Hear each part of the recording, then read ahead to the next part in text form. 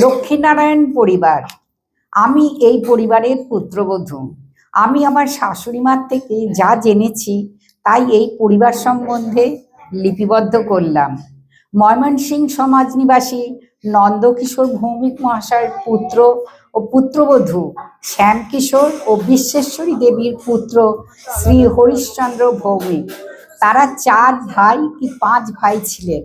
এদের মধ্যে একজন ছিলেন মহেশ ভৌমিক, যিনি কলকাতা বিশ্ববিদ্যালয়ের অঙ্কে স্কলার ছিলেন।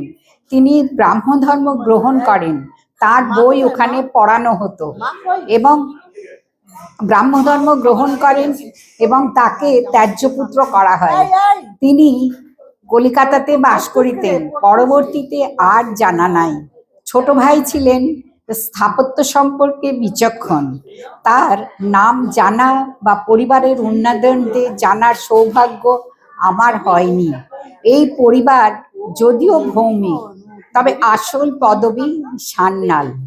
হরিশ্চন্দ্র ভৌমিক ও অমৃতা দেবীর 4টি সন্তান, 5টি সন্তান, 3 পুত্র এবং 2 কন্যা। অমৃতা দেবী সন্তানদের ছোটবেলাতেই অকালে স্বর্গারোহণ করেন।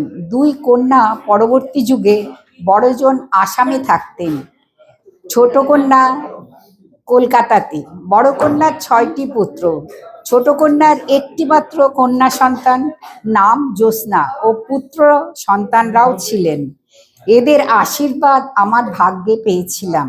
হরিশ্চন্দ্র ও অমৃতা দেবীর বড় পুত্র শিরীষ ভৌমিক ময়মনসিংহ টাউনে খ্যাতনামা ডাক্তার ছিলেন। কলকাতা কার্মেল কলেজ থেকে পাশ করেন। তার 2 পুত্র, 1টি কন্যা।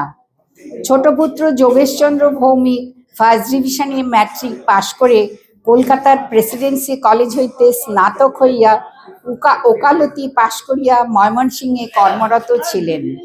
যোগেশচন্দ্র ভৌমিকের বিবাহ হয় ঢাকার বিখ্যাত এবং সঙ্গতি সম্পন্ন উকিল শ্রী কৈলাসচন্দ্র চক্রবর্তী ও বিমলা দেবীর কনিষ্ঠা কন্যা শ্রীমতী কনকপ্রভা দেবীর সহিত। বর বিবাহ করিতে ঢাকা যায় নাই, কন্যাই আসিয়াছিলেন বিবাহ করিতে শাশুড়ি মায়ের কাছে শোনা। যোগেশচন্দ্র ভৌমিক চলে গেল, তো চলে গেছে।